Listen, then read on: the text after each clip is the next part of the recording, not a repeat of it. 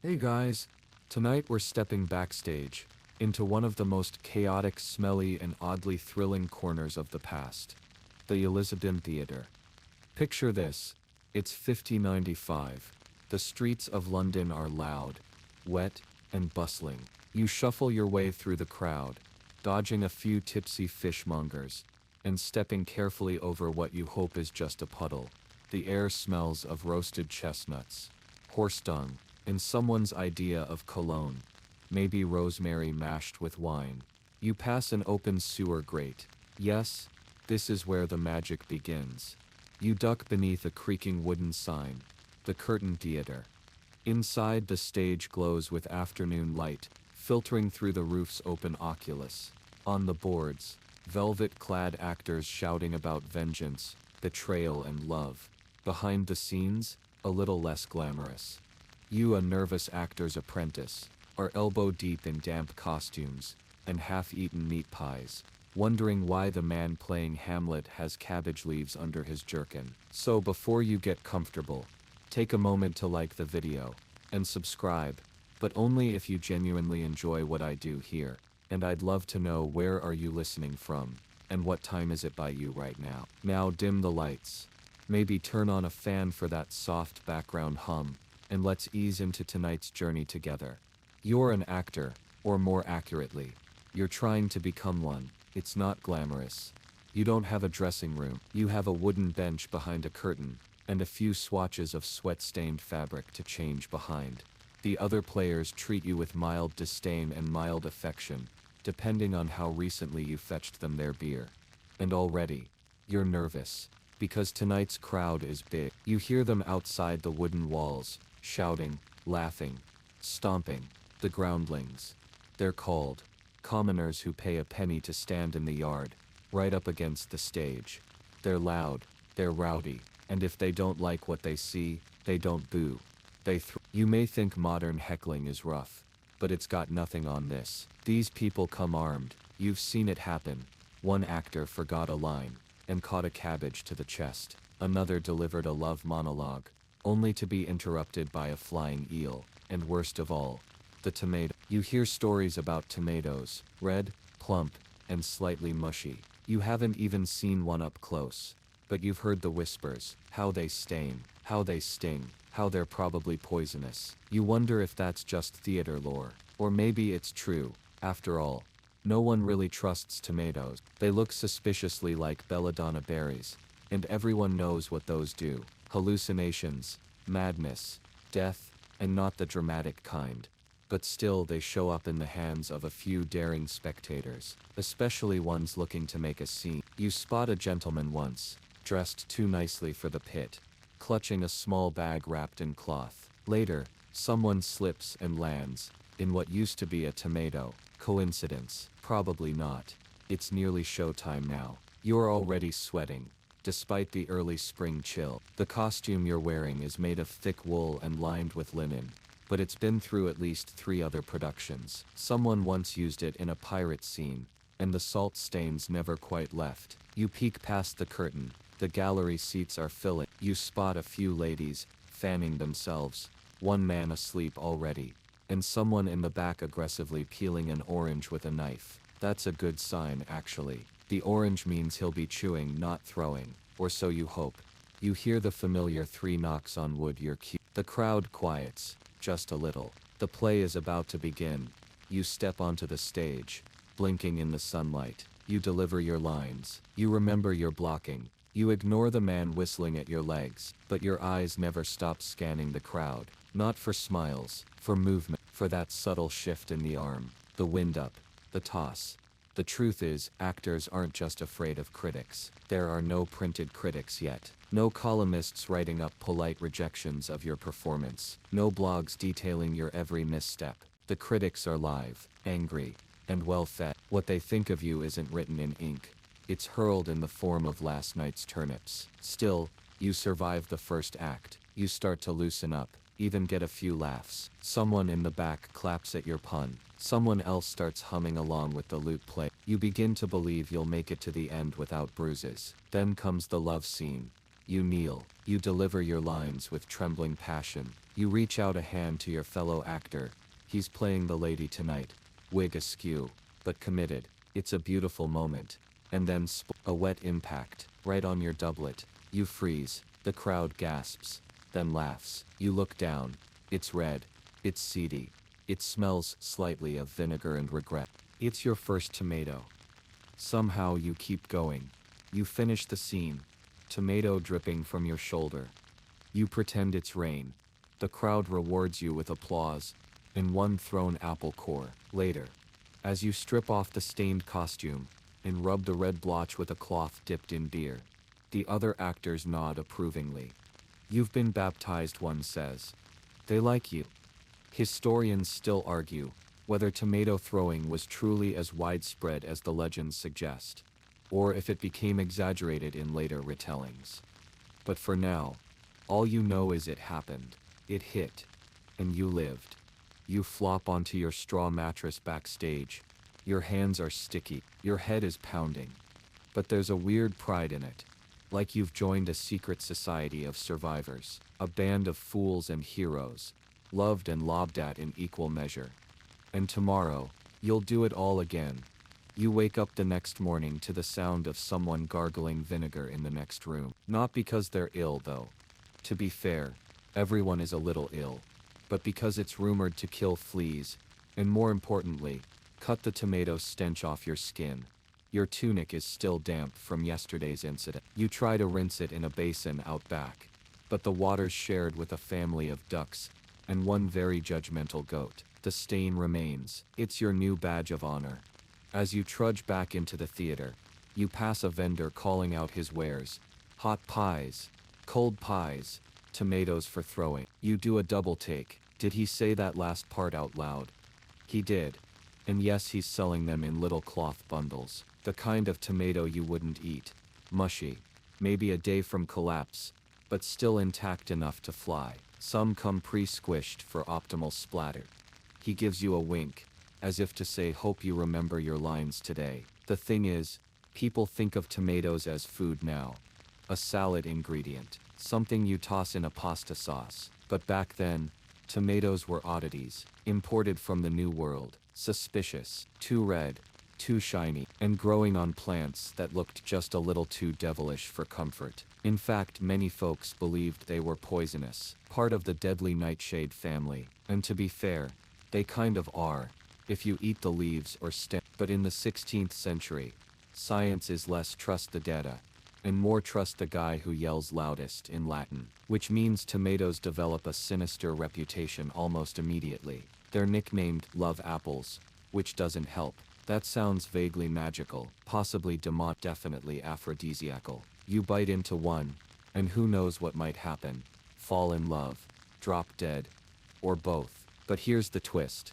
This fear doesn't stop people from using tomatoes. It just changes how you don't eat them. You throw them. Tomatoes become a kind of edible insult, a passive-aggressive fruit, with splash damage. If you don't like what's happening on stage, you don't write a letter. You don't demand a refund. You hurl a soft red missile that delivers your critique in pulp and seed. You overhear some regulars, in the pit. 3 men with flagons of ale, and cheeks redder than any tomato, debating whether a tomato to the leg is more insulting than one to the face. One argues that the leg shot shows contempt without ruining the makeup. The other insists, a tomato to the chest is the perfect balance of drama and mess. You walk past quickly. You don't want to give them ideas. Inside the theater, there's no real security, no ushers watching for contraband fruit. In fact, theater owners encourage vendors to sell snacks inside the venue. Why? More food means more customers. More customers means more pennies. And pennies are what keep the theater afloat. Literally in some cases, as the Thames likes to flood everything inconveniently. Of course, not all food makes it to the mouth. Some ends up on the stage, or stuck in your hair, or suspiciously close to your eye. Some actors wear extra padding under their costumes, not for warmth, but for protection. You've started doing the same. A folded wool sock in your sleeve makes a decent tomato deflector, though it does nothing for the smell. Historians still debate how much of this was routine, and how much was rare exaggerated, or even apocryphal. There's little surviving evidence of specific tomato assaults, written in Playhouse records, but personal letters, gossip columns of the day, they mention it often enough to raise eyebrows, and maybe duck your head a little lower when delivering a monologue. And here's the strange part. For some actors, a tomato meant you mattered. You moved someone to act, to spend a penny on a fruit they had no intention of eating, just to toss it at your face. You start to think about it differently now. The tomato isn't just a threat, it's a performance review. The Elizabethan version of a star rating. Except you hope for 0. By now you've learned to keep one eye on the crowd at all times. Especially the groundlings. These aren't quiet spectators. They talk. They cheer. They mock. They comment mid-scene like they're part of it. And if someone's drinking too much ale, and finds your tragic soliloquy a bit too slow, well, they've got options. It's a kind of contract, really. You give them drama, sword fights, comedy, and maybe a cross-dressing joke or two. In return, they give you their attention, and sometimes their groceries. Backstage, the veteran actors share stories. One swears he once dodged 3 tomatoes, and caught the 4th in his mouth, mid-line. Another claims to have performed an entire act, with a tomato stuck in his boot. The way they tell it, you'd think they were gladiators. And in a way, they are. Theater in this era isn't gentle, it's loud, raw, and alive. You're performing Shakespeare, yes, but you're also fighting for your life in front of 500 judgmental strangers, who may or may not have access to a fruit cart. You get used to the adrenaline, the chaos, the way your heart leaps when you hear someone cough, just a little too close to the throwing position. Eventually you stop flinching. You learn to let the fear become part of the performance. You even rehearse your lines, with one foot slightly behind the other, ready to pivot, duck, or run. You might not survive another tomato, but you'll try to earn the applause anyway. The next afternoon, you return to the theater early, not to rehearse lines, no, those you've muttered 100 times in your sleep, but to study the groundling. You lean against a support beam, eyes half-lidded, pretending to doze as the yard fills up. It's an ever-changing sea of faces. Dock workers, fresh off shift, students skipping lessons, women in fine gowns, slumming it for fun, and travelers looking for local color. They've all paid their penny. That gives them license to shout, jeer, and pelt. It's the front row that worries you most.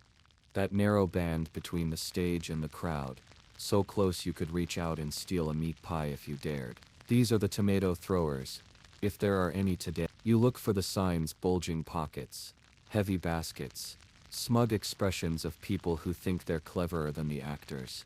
You see a man with a suspiciously bulging doublet, and a too pleased grin. You make a mental note: don't do your sad monologue facing that side of the stage. The groundlings are the lifeblood of the Elizabethan playhouse. They bring energy, volume, and unpredictability. They are also the reason actors have perfected the art of dodging. No one teaches you that. It's not in the folio, it's in your instincts. Today's play is a comic. That usually means fewer tomatoes. Laughter is a good shield, but the thing is, comedies often slip into political commentary, whether you want them to or not. And politics, that gets the pit rowdy. As the curtain rises, you can already feel it in the air. Laughter just waiting to bubble over into mischief. The opening lines go well. The actors hit their marks. The jester gets a cheer, and then, a single shout, say it again, but funny this time. You flinch, even though it's not your line. The actor grins and bows theatrically. Alas, dear sir, some lines are beyond help. The crowd howls. The moment is diffused. No tomato, but it's always close. Always waiting. The pit isn't just physically lower than the stage. It's a social gap too. The elite sit in the balconies, primely eating candied almonds, and pretending they aren't enjoying the bawdy jokes. The groundlings, though, they feel the play. They become part of it. They answer, they get angry when the plot turns cruel and bored when it lingers too long. Historians still argue whether this constant tension improved performances, or turned theater into controlled chaos. Some believe the threat of food-based feedback forced actors to engage, to earn attention. Others argue it limited risk, that playwrights trimmed complexity for crowd-pleasing punchlines. You know one thing for sure, the pit keeps you honest. They're not there to flatter. They're not your parent. They paid their penny and expect their worth, and their entertainment includes the option of flinging insults and fermented vegetables. The jokes on stage get bawdier now. The wordplay flies faster. You see heads nodding, mouths smiling, and thankfully, no suspicious rustling of fabric near anyone's sleeves. You begin to enjoy yourself. You even ad-lib a line that gets a cheer. There's a rush to it, like surfing a wave that might crash at any second. But so far has. Then you hear a splat. Not near you, not on stage. Somewhere to the left, a murmur spreads. A tomato, possibly, maybe a pear. It's hard to say. You lock eyes with the man in the bulging doublet. He's grinning wider now. He didn't throw it, yet. The lead actor misses a cue. The audience notices. A few whistles, then thunk. Something hits the stage floor near your foot. You glance down. It's a radish. You resist the urge to look outraged. That would be a mistake. The crowd loves when actors break character. But if you power through, pretend it's part of the show, it usually passes. You scoop the radish up, examine it with regal flair, and declare, "Ah, a gift from the underworld." Hades sends his salad. Laughter erupts. The pit loves it. Even the man with the tomato chuckles. You've passed this test. Still, it wears on you. Not the fruit. Not even the heckling. It's the constant readiness. Like walking a tightrope, with a custard pie balanced on your head. Backstage, between scenes, you ask one of the veterans how he copes. "Simple," he says, wiping sweat from his brow. "Never trust a quiet pit. If they're not laughing, they're planning." He hands you a scrap of cloth, stiff, dark stained. "Put this in your collar," stops juice from soaking through. You accept it with gratitude, and the quiet horror that it smells distinctly of onions and beeswax. Later in the tavern across the street, you sit with your fellow players nursing weak ale and stronger opinions. Someone mentions a show last week where an actor slipped on a tossed apple and broke 2 teeth. Another recalls a day when the crowd brought dried peas, so they'd sting and bounce. One swears someone once hurled a fish, not a small one. The memory makes the table groan. Even with all this, you return the next day. You always do. Because the stage still calls. The crowd still roars. And somewhere between the laughter and the lurking fear, there's a thrill you can't get anywhere else. Yes, the groundlings may carry tomatoes. Yes, they may toss them with questionable aim.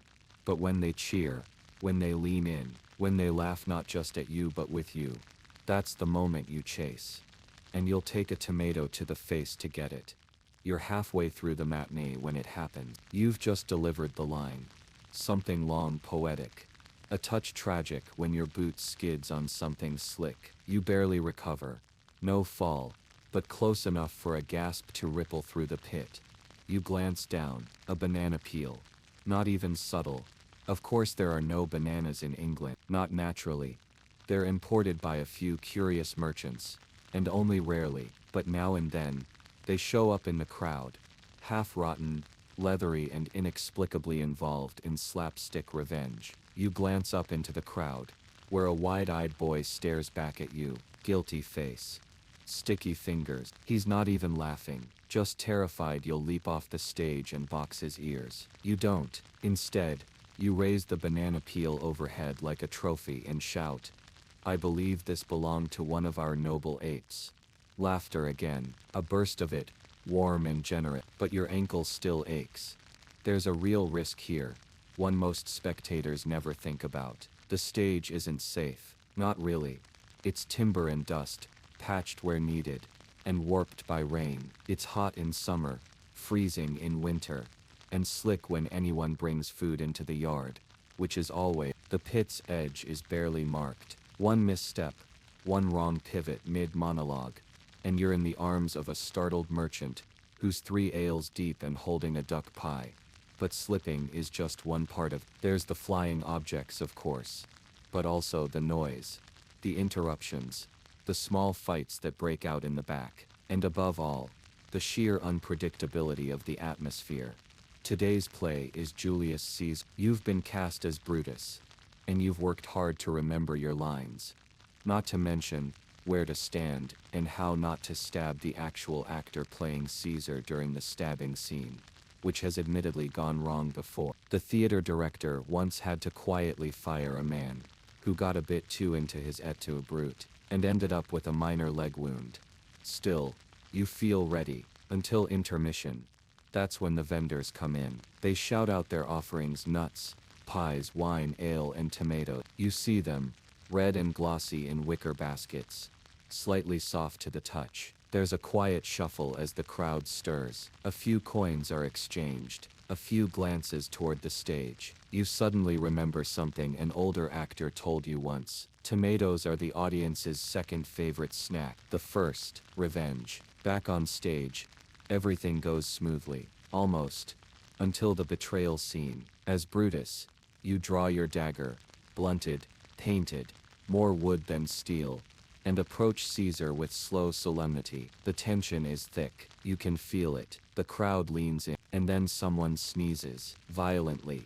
It startles the man behind him, who jolts and knocks a small basket from under his arm. The basket hits the ground with a soft, wet thud. 4 tomatoes roll out like crimson marbles, each with the potential of a very messy prophecy. You pause. Caesar turns his head ever so slightly. You both pretend not to notice. The audience laughs, but not unkindly. No throw, not yet. The death scene proceeds. You stab with great care. Caesar collapses, dramatically. There is no tomato storm. Just applause. But backstage, everyone is talking about the basket. The props master suggests building a net to hang above the stage. A fruit catcher, he calls it. The idea is dismissed. Too expensive. Too obvious. One actor suggests tomato-proof cloaks. Another proposes simply inviting fewer groundlings. He is laughed out of the dressing room. Historians still argue whether audience behavior shaped the design of early English theaters. Some claim certain staging choices. The elevated platform, the jutting thrust stage, even the height of the gallery seating, were responses to rowdy crowds. Others say it was all about acoustics and light. You think it was about tomatoes. And worse. Because it isn't just produce sometimes. It's worse than that. Once a boy threw a chamber pot from the second balcony. Once. You don't like to think about it.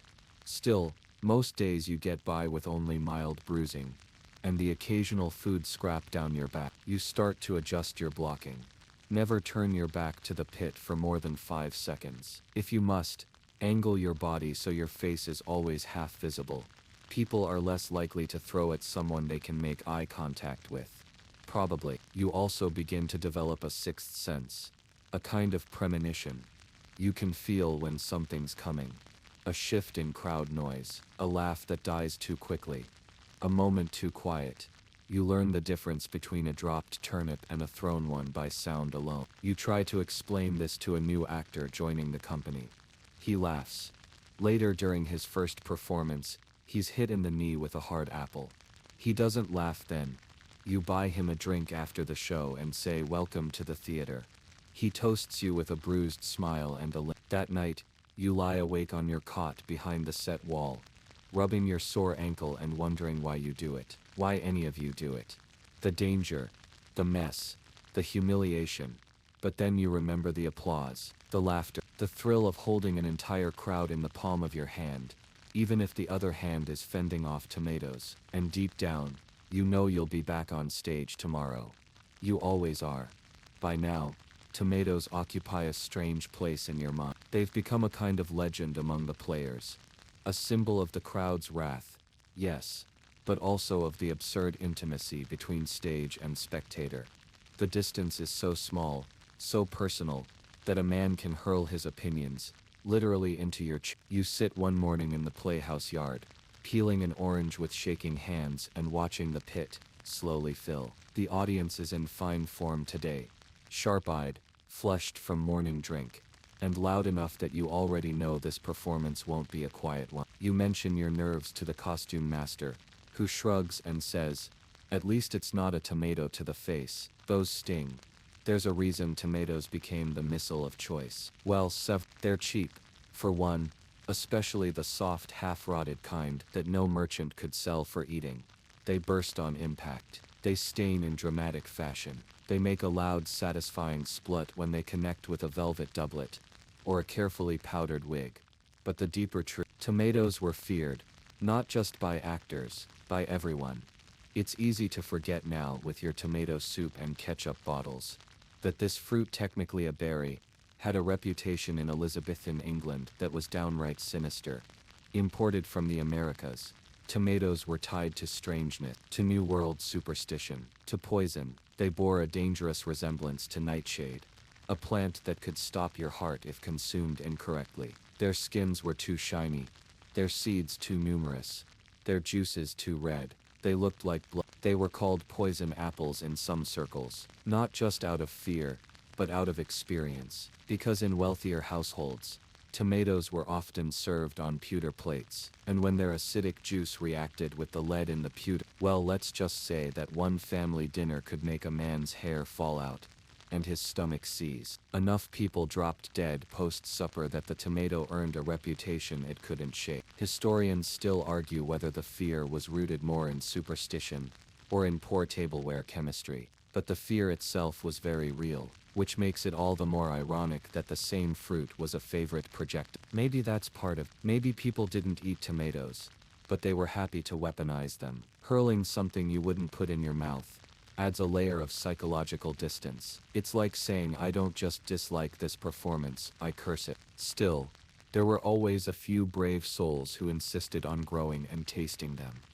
Herbalists, gardeners, a few curious cooks. They wrote about the flavor in cautious terms. Sharp, curious, like eating sour grapes that had second thoughts. No one served them raw, and if they ended up in food, it was only after being cooked to death in a stew. But for most, they remained a curiosity, a threat, an insult with skin. Backstage, the tomato has become something of a theater in joke. Someone's painted one on the storage cupboard, with a face and arms and a wicked grin. Sir Thomas O'Mato, they call him. The prop master once built a dummy for sword practice, and stuffed it with tomato pulp, just to simulate battle realism. It was a hit, quite literally, but the smell lingered for days. You can still catch it now, beneath the sweat and grease paint. That faint tang of tomato, a warning in the air. Today's play is a tragedy, which means the mood is heavier. The crowd expects drama, blood, betrayal, death, and if they don't get it in the script, they'll bring it themselves. You go on in the second act, playing a nobleman who discovers his wife's been seduced by a ghost. It's not Shakespeare, but it has its moments. As you step onto the stage, you feel it, that energy. The pit is restless. Someone's already thrown a chicken bone. You deliver your first lines. The crowd listens. Then from the back of the pit, a voice. We came for passion, not poetry, you powdered melon. That's new. You raise your chin, then lower your expectations, sir, and you may yet be surprised. A pause, then laughter. It breaks the tension, but not for long, because just as you turn to exit, something red whizzes past your shoulder and hits the curtain with a meaty smack. Tomato, you freeze, not from fear, but from calculation. If you react too much, you reward the thrower. If you ignore it, you seem weak. So you compromise, you pluck a line from the next act, and say it out of turn. Even fruit, rotten as it is, seeks an audience. Another ripple of laughter. You leave the stage. Back in the wings, the actor playing your wife raises an eyebrow. You dodged that one. Only barely, you mutter. You wipe your cheek. There's a spot of juice, not enough to soak through, but enough to remind you. The audience is always watching, always judging. And sometimes they come prepared. One of the stagehands mutters, should put up a tomato tax. Every toss costs a shilling. You all laugh, but only a little, because deep down, you know the real truth. The tomatoes aren't going anywhere. Not while they're cheap. Not while not while the pit is full of people looking for something to throw at the world, and someone willing to stand in front of them and take it. It's costume day again. You haul yourself up from a straw-stuffed mattress, stretch until your spine creaks, and make your way into the cramped changing area that smells unmistakably of sweat, damp wool, and something vaguely medicinal. Maybe rosemary, maybe mold. You're not sure anymore. Today you've been cast in a new role, some pompous duke with a tragic secret. You pull on your costume, a once regal affair of burgundy velvet and gold trim, now slightly faded and stiff in the seam. The doublet fits almost, except the left shoulder feels like it was built for someone twice your size. The ruff chafes, the tights sag, the codpiece is uncomfortably ambitious. You glance in the wobbly mirror. The man staring back at you looks like a nobleman who lost half his land and all his dignity in a bad card game. And here's the kicker. You'll wear this absurd outfit in front of 500 people, half of whom paid to stand, sweat, jeer and possibly launch tomato. You slide your dagger into its scabbard and mutter, "God help the noble classes." Then someone slaps you on the back and nearly dislodges your wig. "Ready for war?" asks Thomas, the lead actor. He's already dressed as the villain, head to toe black with silver buttons that glint even in shadow. His eyeliner is applied unevenly, but with great enthusiasm. You nod. "If war includes fruit." He laughs. "Wear the cloak. It's thicker." Tomato bounces off it. He's not joking. There's an unspoken rule among the actors. Never wear the good costume for a debut. Not until you know whether the audience likes the play. A bad show means ruined fabrics, broken laces and permanent pomegranate stain. Costumes are expensive. Imported silks, hand-stitched velvet, painted leather. Theater companies can't afford replacements, so they triage, and they armor.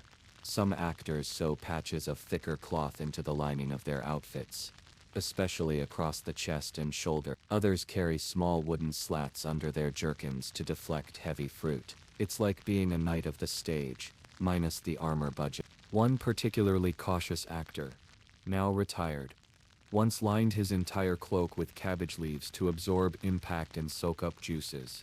It worked, but he smelled like soup for 3 straight months. You step onto the stage as the play begins. The lights, sunlight, really spill through the open roof. It's hot. Today. The pit is already gleaming with sweat. Flies buzz lazily around a meat pie. Someone dropped near the edge of the crowd. You can feel them watching you, judging you. All of them. And it hits you again. There's no distance here. No separation between performer and spectator. You are on a platform barely 4 feet above the ground. You can hear them breathe. You can see their smirks, their half-lidded stares, their silent calculations of your worth. And you can smell the tomatoes. They're there. Always. Some tucked into sleeves. Some resting in baskets at the feet of bored vendors. Some hidden in satchels, waiting for the right line, the wrong word, the failed joke. You give your first monologue. It's a good one. Lyrical brooding. Full of noble anguish. You see someone frown. Not good. A lady in the gallery yawns. Delicately. Worse. Then, just as you reach the emotional climax, you hear the unmistakable splat of something soft meeting something wooden. Your heart stops. But it wasn't you. It was the curtain, hit squarely and dramatically with a tomato. You pause. Just briefly. Then turn, sigh and address the curtain. Even our drapes are critics, it seems. The audience laughs. Tension diffused. Backstage the costumer is fuming. That's imported damask. Do they know what that costs? You do. You also know what it smells like. Soaked in tomato pulp and stage sweat. Historians still debate the extent to which costumes influenced audience reactions. Some argue that elaborate outfits dazzled even the rowdiest crowds into silence. Others believe ostentation invited scorn. peacocks for pelting, as one anonymous pamphlet called them. You suspect both are true. Too simple, and they mock you. Too lavish, and they see you as a target. So you aim for the middle. A little flair, not too much. But then again, the cod piece. It can't be helped. That thing is a magnet for mockery. You try not to think about it. Instead, you focus on your footing, your lines, and your spatial awareness, especially anything flying at your head. There's a certain grace to it. Once you get used to the tension, you start to move more lightly on the stage, less like an actor and more like a dancer sidestepping invisible daggers. You learn to read the room not just for emotion, but for risk. Is the pit drunk or just rowdy? Are they laughing with you or at you? Are the tomatoes ripened or green? Green ones hurt more. You begin to appreciate the unspoken communication between actors. Small glances, subtle shifts in posture, a warning, a cue, a plea for cover if someone sees a thrower winding up. The entire troupe becomes a kind of military unit, not with swords or shields, but with timing, with improvisation, with a deep shared understanding that every play is a gamble. But you love it. You love the madness of it, the danger, the absurdity of pouring your soul into a poetic lament while scanning the crowd for signs of produce aggression. And when the curtain falls, and the crowd erupts in applause, actual applause, you feel like you've won something. Not just approval, not just artistic satisfaction, but survival. No bruises, no tomatoes, no cabbage leaves in your breeches. Just a play, delivered and endured. You bow. Someone throws a rose. It lands at your feet. You stare at it for a moment. Soft, fragrant, harmless. Then you step off the stage, cloak flapping, tomato juice drying on your sleeves, and think tomorrow it'll be turnips. You're sitting behind the curtain, wiping your face with a damp scrap of linen when a commotion breaks out in the yard. Not a fight though, those happen often enough. But a chorus of jeers, whistles, and the unmistakable chant of the groundlings, when they really want to get their point across. Boo, hiss, hurl. You hear it more and more these. It started as a joke, some say. But like many things in the theater, it caught on. Now it's almost a ritual. If a scene is dragging, if an actor flubs a line, or even if the crowd just doesn't like your shoes, you might get the chant. First the boo, then the hiss, then the airborne vegetable. You peek through a gap in the curtain. Today's victim is young Ned, the newest addition to your troupe. He's delivering his lines with all the grace and dignity of a duck, trying to recite Latin while being chased by dogs. The poor lad's shaking. You can see it in his knees. And then split in the shin. A tomato. You win. The crowd erupts with laughter. A cheer, even. A few slow claps. They're having the time of their lives. Ned doesn't cry. He doesn't run. He just stands there dripping red and shouts, "Let it be known, I am sauced and still standing." Brilliant. He wins them back. Sort of. The rest of the act plays out under a cloud of nervous energy. Everyone's on high alert. You keep one eye on the pit the entire time, watching for movement, shifts, signs of incoming produce. And it strikes you, this whole boo, hiss, hurl thing. It's not just heckling, it's theater, their version of it. Their contribution. A way for the groundlings to be part of the story, to express themselves.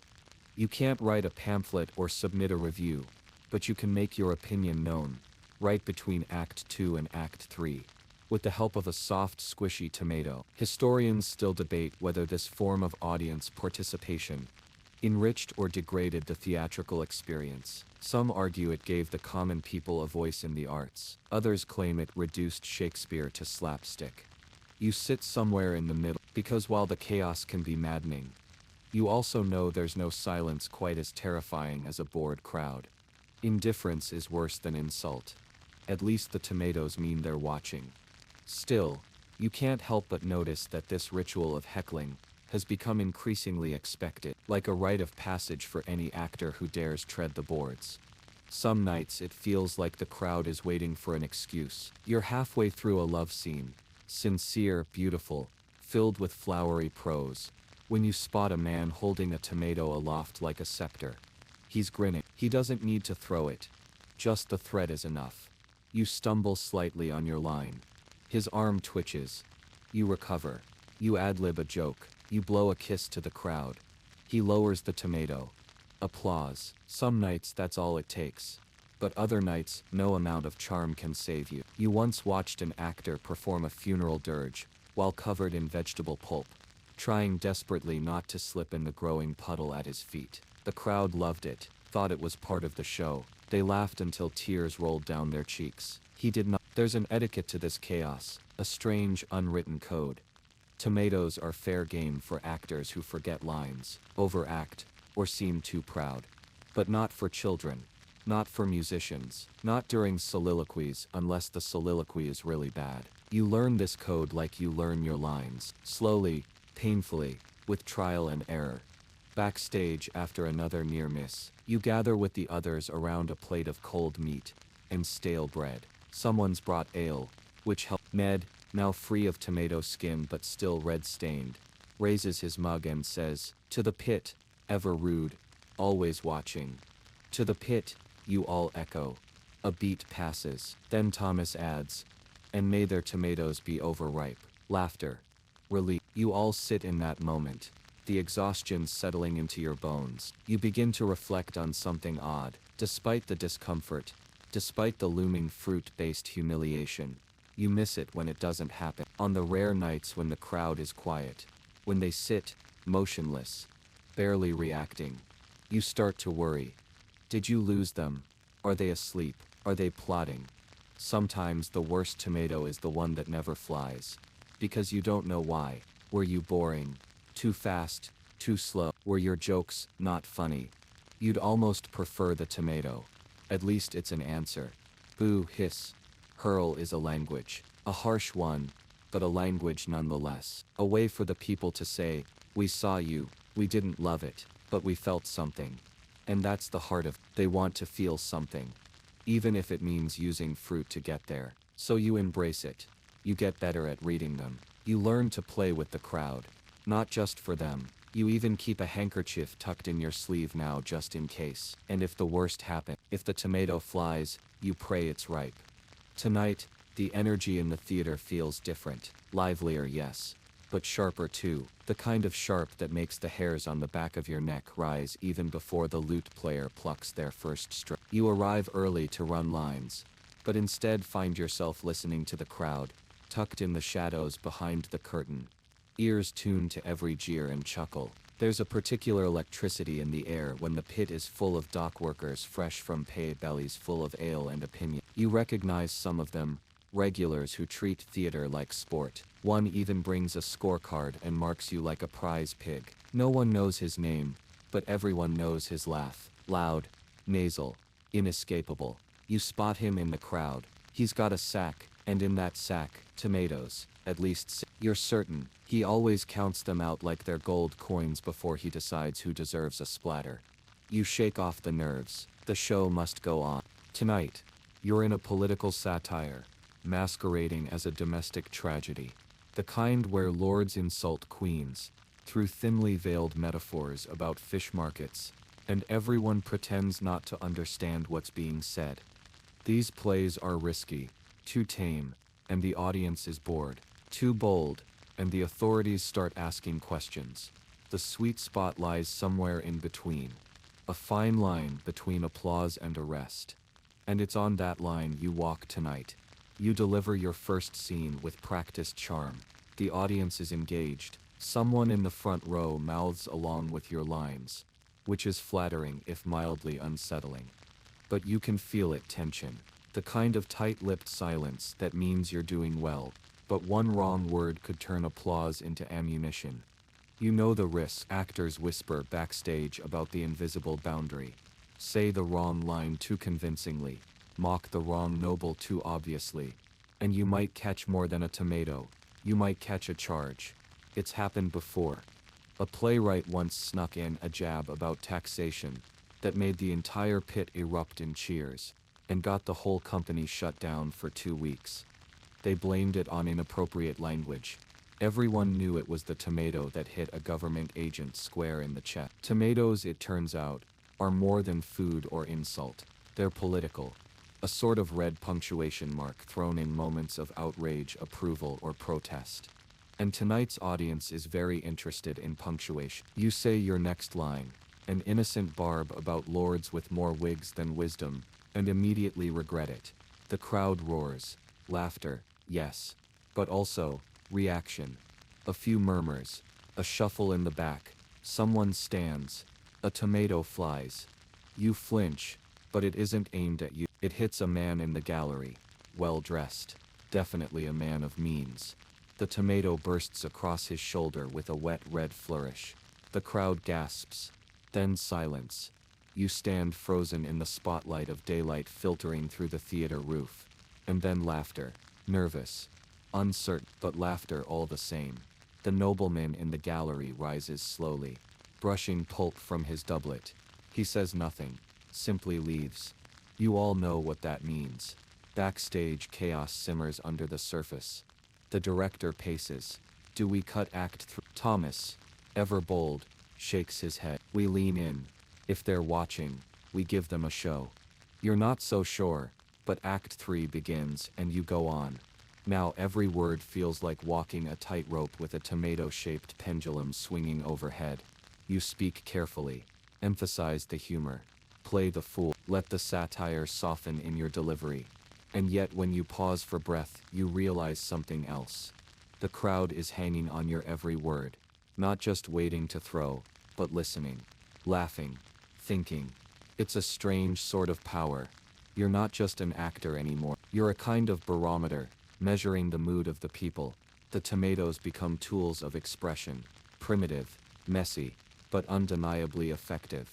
Historians still debate whether theater in the Elizabethan age played a meaningful political role. Some argue that it was merely escapism, a few hours' distraction from plague and poverty. Others insist it was the people's only way to speak truth to power. You've begun to believe the latter, because you've felt it. A well-aimed tomato at the right moment can say more than a speech. It's theater, yes, but it's also rebellion. A little one. A tiny edible revolt. Back in your dressing nook after the final bow, you wipe off sweat and a bit of juice from someone else's scene. The cast is subdued. No one says it, but you're all thinking the same thing. Will someone knock on the door tomorrow with a warrant? You roll up your costume carefully, hiding a tear in the sleeve where a peach, definitely not a tomato this time.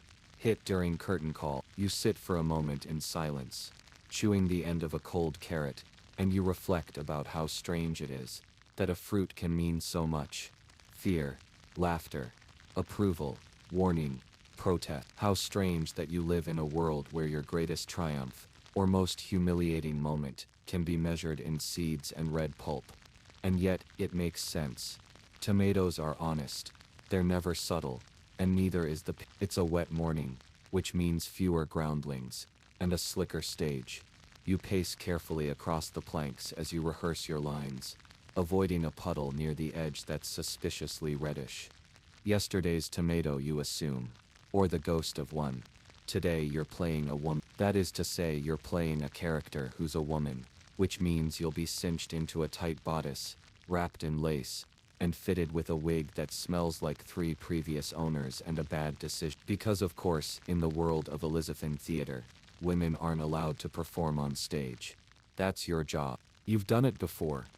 The high voice, the delicate movements, the fan fluttering against your cheek, as you speak lines written by men who've never worn a corset, or tried to walk in heeled shoes across slick wood, with cabbages flying past their head.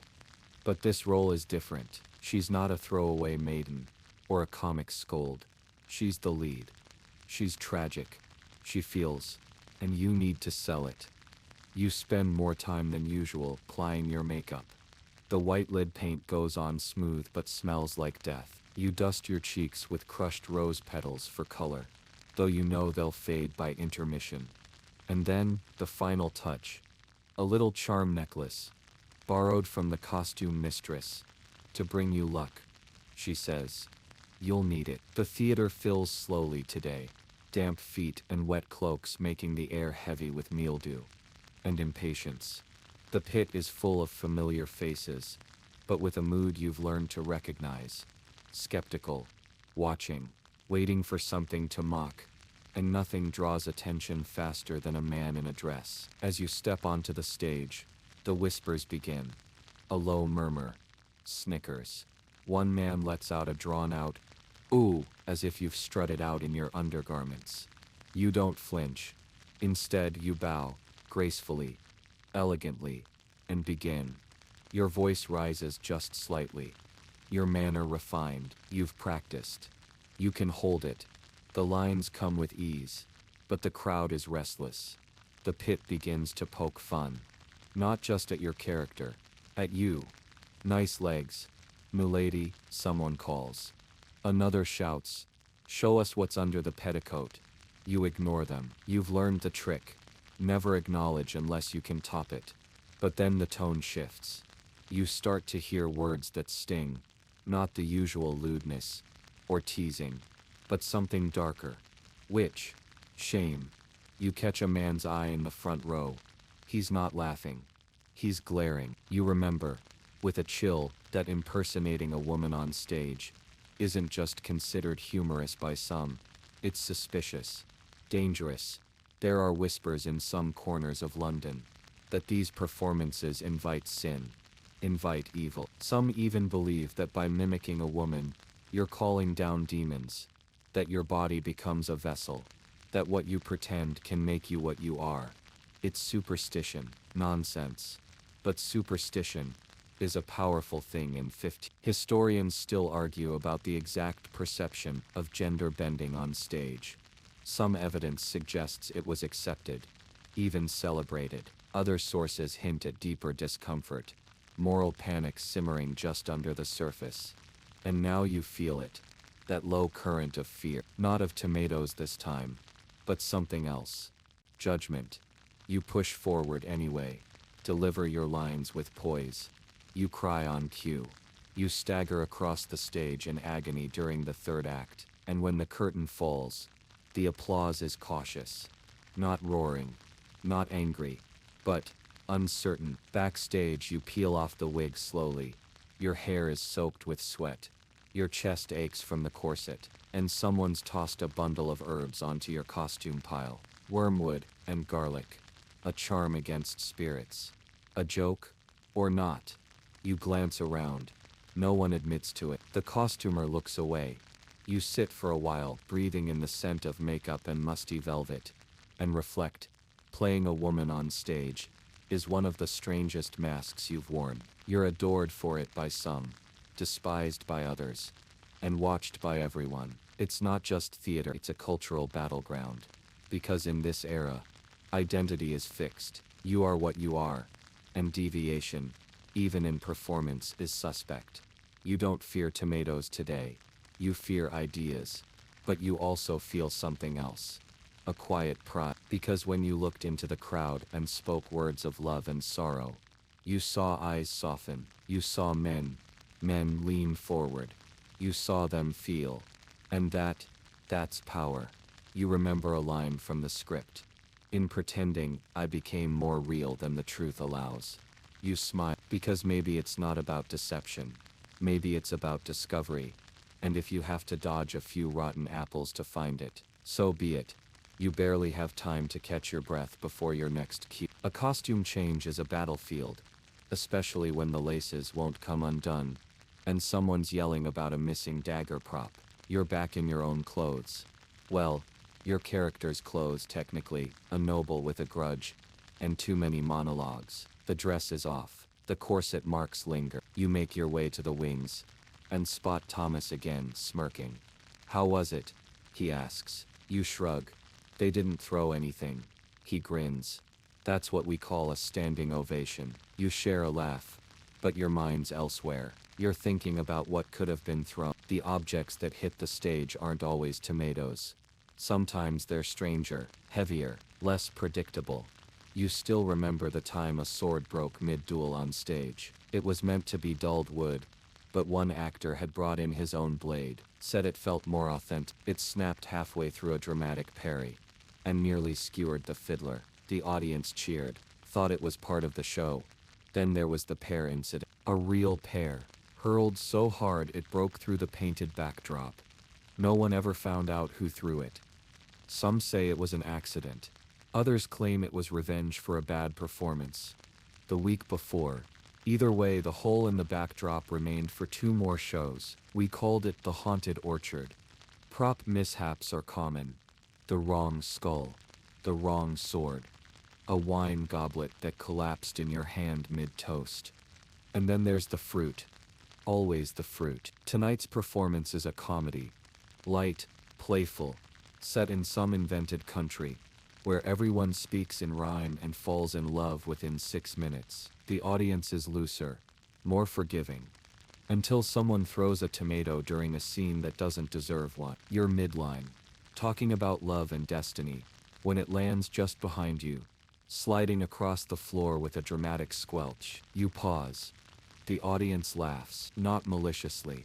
More like a shared joke between them and you. You raise an eyebrow and say, "Ah, Cupid's arrow has changed shape." Louder laughter. You carry on. Later, backstage, you ask if the tomato was meant for you. Someone shrugs. Probably not. Probably someone testing their aim. You wonder who that someone was. And then you wonder why it happens at all. Why throw anything? Why not just boo or leave? You bring it up with Marjorie, the seamstress. She's been with the company since before you joined, and she's patched more fruit-stained sleeves than anyone alive. "It's about control," she says simply, threading her needle. "They can't change the world, can't stop the taxes, or the plagues or the stench in their neighbor's britches, but they can hit you with a tomato." She ties off her stitch. "They throw it because they can. Because in here for once they're not powerless." You mull that over. You remember how it felt the first time you stood on the stage and looked into the eyes of people who had worked all day, fought for a place in the pit, and were now leaning forward, hungry not just for entertainment, but for something to feel. And if they didn't like what they felt, well, tomatoes are cheaper than therapy. Historians still argue whether these mishaps and outbursts were interruptions or integral parts of Elizabethan theater. Some believe the chaos diminished the art form. Others say it was the essence of it. Alive, unscripted, interactive. You start to agree with the second camp. Because the crowd does shape the play. You alter your timing based on their laughter. You lean into your gestures when they lean forward. And when a flying tomato forces you to improvise, it sometimes leads to the best moment of the night. There was one time during a tragedy, no less, when a turnip bounced off the lead actor's foot mid-speech. He didn't miss a beat, just turned to the crowd and said, "Ah, my brother returns, unchanged." It brought the house down. He got a standing ovation. For a tragedy. That's theater. You think back to your most disastrous night. The costume that split at the back during a bow. The propped sword that wouldn't come out of its scabbard. The scene where someone misread their cue and came on stage in the wrong act, dressed as a ghost during a wedding. And the tomato. For that night, one hit your leg, one, your shoulder, the third hit the wall, the fourth hit the playwright. Best part, the playwright deserved it. Afterward in the dressing area, someone poured you a mug of weak ale and patted your back. You survived, they said, and somehow that felt like praise. Because surviving a night like that, still smiling, still bowing, still finding a way to carry the story to the end, that is theater. So you put on your patched up cloak, tuck a handkerchief into your sleeve, and walk back toward the stage, ready for whatever flies next. Because sometimes it's a tomato, sometimes it's a potato, and sometimes, just sometimes, it's a rose. You don't think much about the theater's finances. At least not at first. You're here to perform, not to count pennies. But lately you've started to notice patterns. Who's led into the pit? Who's encouraged to bring snacks? Who's sold the tomatoes? You're no merchant, but you can do the math.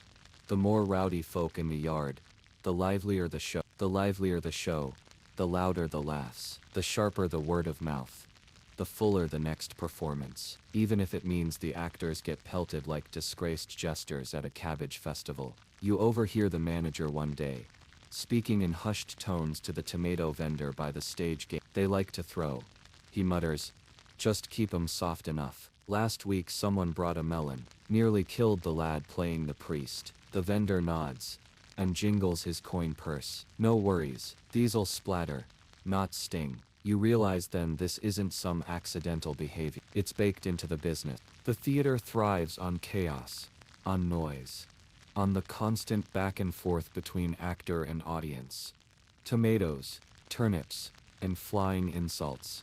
They're part of the deal, not a nuisance, but a feature.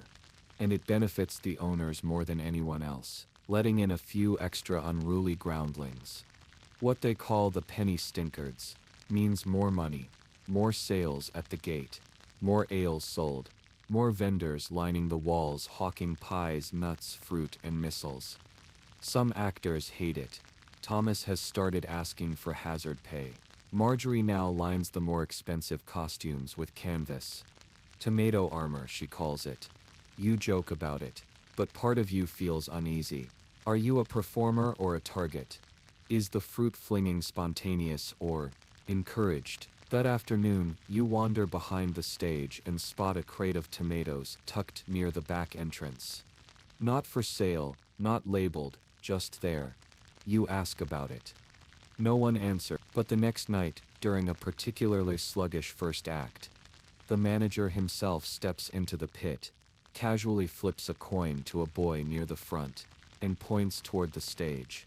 A tomato arcs. The scene comes alive. The audience roars. You realize what's happening. This isn't mischief. This is marketing. Historians still debate how much early theater leaned into the unruliness of the pit, for profit. Some say it was a necessary evil, a side effect of affordability. Others believe it was cultivated deliberately. A little rowdiness kept the public talking. A bit of scandal was good for sales. You now stand firmly in the deliberate camp. You begin to notice it everywhere. The plays that draw the biggest crowds, the ones with slapstick, insults, characters who practically beg to be booed. The actors cast in those roles, usually the newer ones, the expendables, the ones who get hit first. You start thinking more about your lines, where to pause, when to dodge, not just for drama, but for survival. You even catch yourself one night, adjusting your blocking so you can duck behind a prop barrel during your most controversial speech. It works. The tomato hits the barrel. You thank the gods of theater and prop carpenters. Then there's the costumes. The flashier, the more tempting. A cloak with gold trim is basically a bullseye. One time, an actor entered with a peacock feather in his hat. He left with tomato puree on his boots and no feather. You start dressing down for test runs. Drabber cloaks. Less lace. Nothing that says I take myself too seriously. It helps. A little.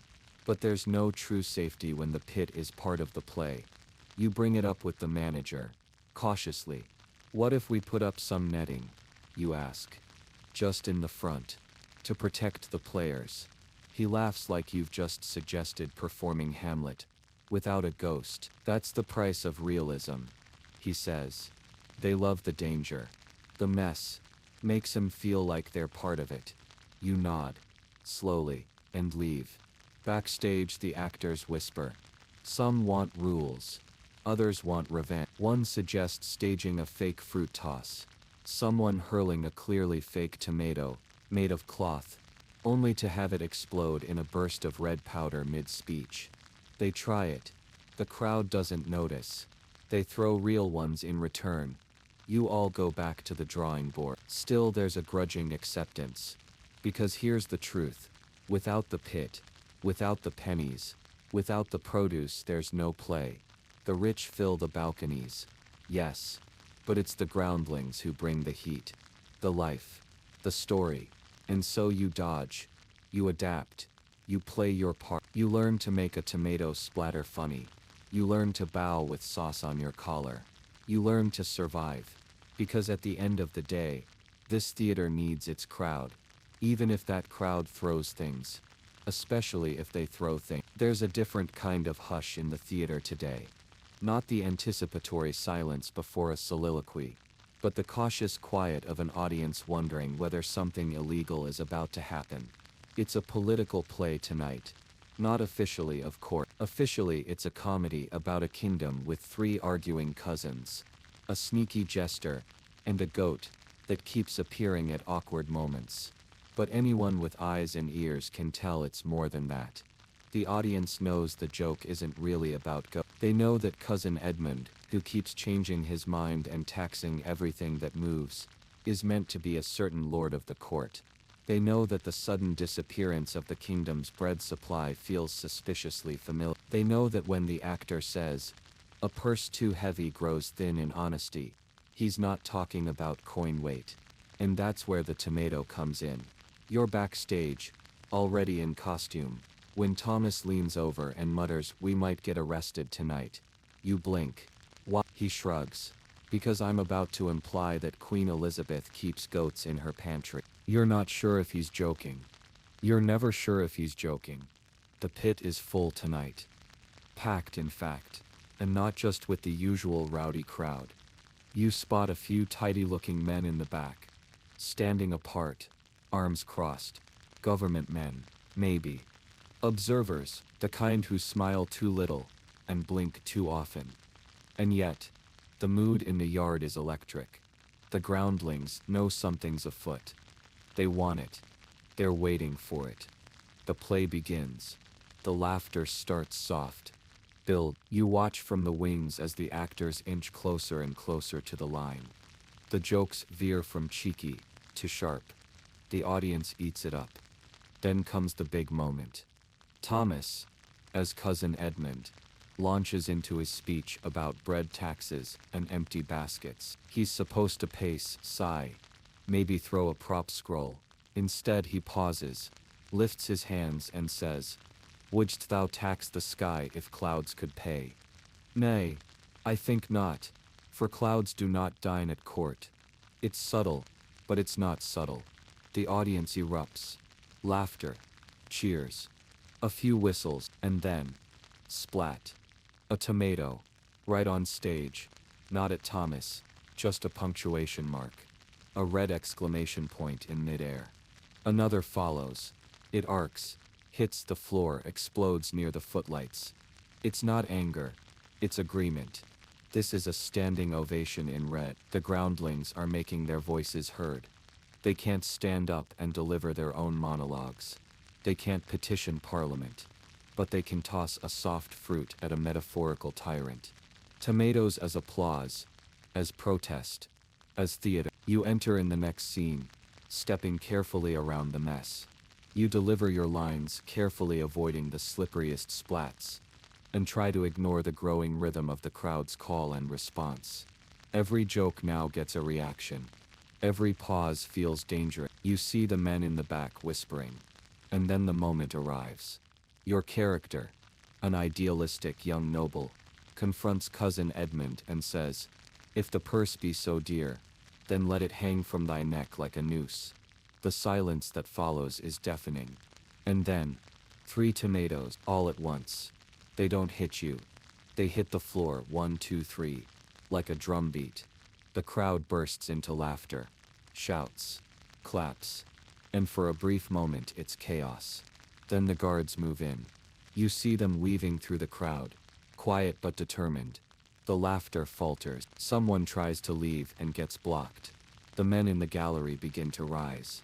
Backstage, panic spreads like smoke. The director pulls you aside. "No bows tonight," he says. Low and urgent.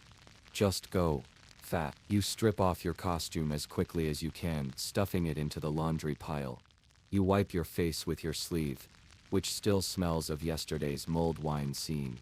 And you out the back, through the alley, past the pig butcher's stall and the weaver's shop and the narrow passage behind the apothecary.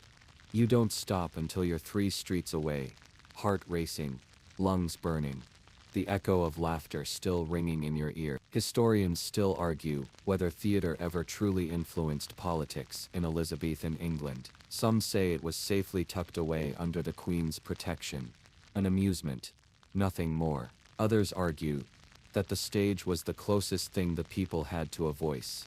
You believe the latter, because tonight, you saw it. You saw how a few lines, a smirk, A metaphor and a tomato could ripple through a crowd like thunder. You saw what happens when the people are given a script. They recognize and a chance to respond. You walk home in the dark, cloak wrapped tight, and you smile to yourself. Because even if they come knocking tomorrow, it was worth it. The next day you're back at the playhouse early. Not to rehearse, but to repair. You're scrubbing the stage with vinegar water and a rag so old it might be historically significant. Your knees ache. Your back protests, but someone's gotta clean the tomatoes. The stains from last night's performance are deep. Reddish patches blot the wooden floor like battle wounds. One particularly stubborn smear near stage left looks less like a food stain and more like a murder mystery. The scent, somewhere between fermented stew and sour regret. Marjorie, ever the practical one, mutters as she gathers the soiled costumes. Could have at least thrown apples. Apples dry faster. You manage a grunt of agreement, too tired to joke. And then there's the makeup. The other thing the tomatoes always find their way into. Your face still itches from last night's performance. Lid-based powder and tomato juice. Not a great combination. The makeup you wear on stage is already hazardous. You've seen more than one actor develop rashes, boils, or worst of all, eyebrow loss. But vanity is stronger than caution. The makeup must You sit on a crate and begin preparing for the afternoon show. First a smear of pig fat over your skin to create a base, then white lead powder, poisonous, yes, but wonderfully theatrical. It gives you that ghostly look everyone loves in a tortured prince. Next comes rouge, for your cheeks, then soot around the eyes, and finally a touch of crushed pearl, for your lips. You glance in the mirror. You look like a porcelain doll who's been yelled at too many times. And now the finishing touch. Your secret weapon. Cabbage leaves. You slide them carefully into your collar, patting your shoulders. Not for fashion, for survival. Crushed tomatoes and pear juice don't sit well with velvet, or your skin. So you've learned a few tricks, and cabbage, surprisingly, absorbs impact and juice. You're not the only one. Backstage, Thomas lifts his tunic to reveal he's stuffed linen scraps into his sleeves. Tomato-proof cuffs, he says proudly, stylish and practical. Everyone's got their own method. Some line their hats with straw. Some wear 2 layers of hose to protect the thighs. One bold actor swears by goose grease. Under the armpits, keeps the stink and the sauce out, he insists. You hope he's wrong. Historians still argue whether Elizabethan actors had specific fruit-proofing routines. There are no surviving instruction manuals titled How to Not Get Sauced on Stage, but anecdotal evidence suggests they got very creative. And it makes sense. Theater was immersive, and messy, and loud. And if the audience was close enough to smell you, they were close enough to stain you. You glance at the costume rack. Everything from peasant rags to royal gowns. All of them patched, mended, faded. Each one with its own set of barely visible red splotches. Tomato shadows. Some actors treat them like war medals. Proof that they were there. That they felt something. That the crowd felt something back. And maybe that's what keeps you coming back. Because the stage isn't just a place for reciting poetry. It's a battlefield. A communion. A conversation. A place where you stand beneath the open sky, in full view of every butcher, baker and barley seller in London, and declare, here I am. Judge me. And they do. With laughter. With tears. And sometimes with tomatoes. You get used to it. You even come to expect it. Which is why later that afternoon, when you deliver your most dramatic line, and someone in the crowd lobs a tomato that just grazes your elbow, you don't flinch. You pause, turn slowly, pick up the pulp, hold it to the sky, and declare, behold, the crowd ripens before our very eyes. The audience howls. Applause breaks out. The mood lightens. You take a bow, tomato in hand, and walk off stage with juice dripping from your sleeve and a grin on your face. Backstage, the others clap you on the back. You made it work. says Ned. Thomas smirks. Careful, they'll expect a joke every time they hit you now. You nod. Then I'll keep cabbage in my pockets. That night you scrub your face clean. The makeup gone, but the scent of vinegar and tomato still lingering. You lie back on your cot, the boards creaking beneath you, and stare up at the dark ceiling. You think about the strange beauty of it all. The layers of paint and pulp and pride. The way you've learned to dance between words and warning. The way even a tomato mushy, unloved, flung in frustration can become part of the story. Because on this stage, everything becomes part of the story. Even the stains. Especially the stain. You're halfway through another week of performances, when it begins to dawn on you. Something's changed. The air feels different, less acidic. Fewer stains on the costumes, fewer nervous mutterings about who's got the cabbage armor. The tomatoes are slowing down. You notice it first during a Tuesday matinee. The crowd's still there, noisy as ever, but there's no fruit in the air. Not a single squishy arc. Not even a rogue radish. You wait for it, anticipate it, but nothing. You get through the entire performance. Monologues, sword fights, awkward romantic scene with Ned in a beard. Completely unjuiced. Backstage, you say it out loud. No tomatoes. Thomas looks up from a plate of cold beans and shrugs. Maybe they've gone out of fashion. Marjorie, sewing a ripped seam, snorts. Or they're broke. But it's not just that show. It's the next one. And the one after that. The pit still roars. The pit still laughs. But the ritual is gone. No boo. Hiss. Hurl. Just boo. And that's when you see it. A small table tucked at the edge of the yard. Two men standing behind it, handing out broadsheets, crisp paper covered in dense little type and bold headlines. You get a closer look during your break. The Player's Weekly Review, it says. It's a review column, of you. Of the play. Printed. Circulated. Criticized in ink instead of fruit. You pick one up. Your name isn't mentioned, but the lead actor is called Uneven. And the costume's ambitiously patched. There's even a score. 2 cabbages out of 5. You laugh. You think it's a joke, but it's not. More reviews follow. Pamphlets, handbills, some anonymous, others signed by names you don't recognize but now fear. One of them dubs your theater the House of Wobbling Soliloquies. Out, soon. You hear people in the pit talking about the reviews before the show. I hear he's no good in Act 2. She said the jester was stiff as month-old pudding. They haven't even seen the performance yet. And still, no tomatoes. Just quiet judgment. Private judgment. Something about it feels worse. Tomatoes were honest. Immediate. Messy. Sure. But sincere. This is delayed. Distant. Almost cold. You begin to miss the splat. You talk to Thomas about it. He nods.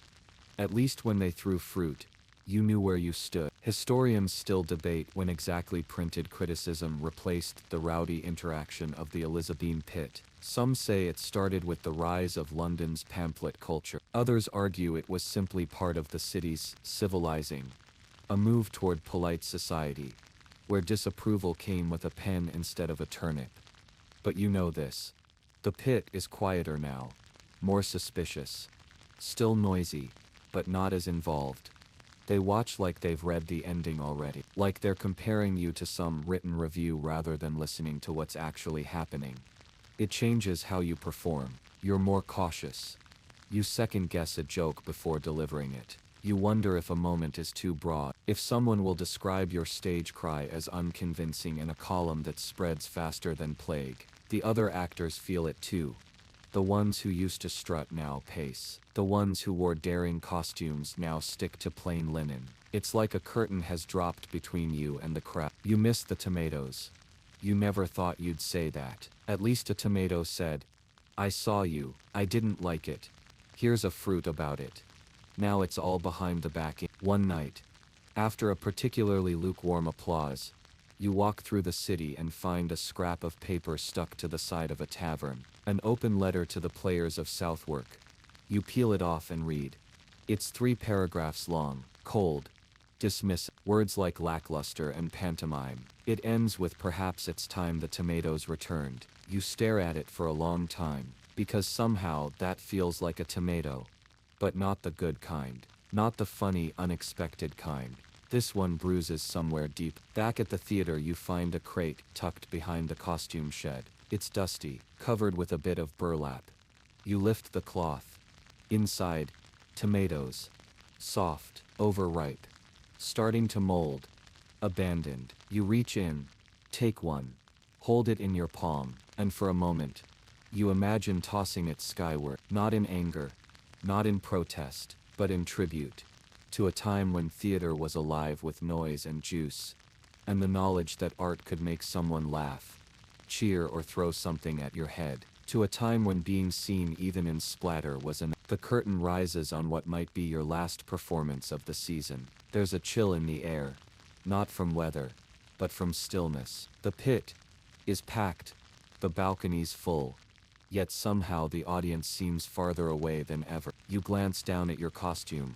Newly cleaned, miraculously unstained. The makeup sits perfectly on your face. The ruff is ironed. The stage is spotless. You feel prepared, and yet uneasy. You take your mark, wait for your cue, and begin. Your voice echoes clearly across the theater. The lines fall smoothly from your lips. You gesture, you pace, you modulate your tone just right. You do everything the pamphlets say an actor should do. The audience is attentive, polite, but there's no spark, no raucous laughter, no gasps, no flying fruit. You miss the chaos. You miss the connection. You glance toward the pit, and lock eyes with a man in a feathered cap. He nods, smiles faintly. No tomatoes, just measured appreciation. You feel it then, like a door has quietly shut. The age of splatter, of spontaneous applause and theatrical warfare, is closing. You finish your scene to gentle clapping. It's fine, but fine is a pale cousin of passion. Backstage everyone's subdued. Ned says, "Did they like it?" Thomas shrugs. "They didn't throw anything." You all laugh. A tired, half-hearted thing. It wasn't a bad show.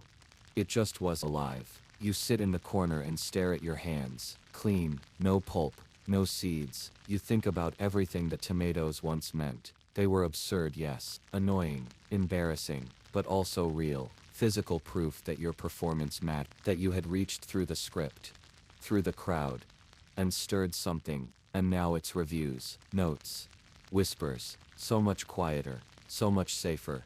Historians will likely call this progress. They'll write about the civilizing of the theater, the rise of the death of the rowdy mob, and the birth of the refined audience. But you'll remember it differently. You'll remember the bruises, the stains, the lines saved by quick jokes, the way an actor could dodge a tomato and own the moment. You'll remember when fear sharpened your focus, when love from the pit was earned, not expected. You'll remember Sir Thomas O'Mato, the little face someone painted on a splattered curtain backstage, always grinning. You leave the stage for the final time that season, with a dry costume, a flawless monologue, and a strange hollowness in your chest. No tomato, no rose, just silence, neatly folded like a program left on a chair. As the lanterns dim and the theater empties, you linger. You walk the stage one more time. Step to the edge. Look down at the spot where groundlings once shouted your name, or something ruder, and where you once dodged a flying apple with what you now consider ballet-worthy grace. You bend down and touch the floor, still slightly sticky. Faint reddish stain. One last echo. You close your eyes and smile, because in that moment, you know something important. They saw you, they felt something, and that's all you ever need. When down 300 words. Now as the boards quiet, and the last lanterns fade to golden whispers, let yourself drift gently away from the clamor and clatter of the pit. The theater settles like an old friend, breathing out one long contented sigh as the curtains fall. No more tomatoes tonight. No more lines to remember. No cues to miss. No heckles to dodge. Just soft darkness, and the warm memory of 1,000 plays long past, of laughter and red splashes on velvet sleeves. Even now, you can still hear the echo, somewhere between applause and mischief. It drifts along the rafters like dust in morning light. It carries the scent of candle wax, of old wood, of crushed petals, and of fruit left too long in the sun. Your hands are clean now. The makeup's washed away, but the story remains. Because what they threw, what they tossed across that fragile space between pit and stage, wasn't just fruit. It was feeling. It was response. It was the honest, messy, chaotic heart of the theater. And in that heart, you were never alone. So let that thought stay with you. Let it settle softly into your mind like rosewater onto silk.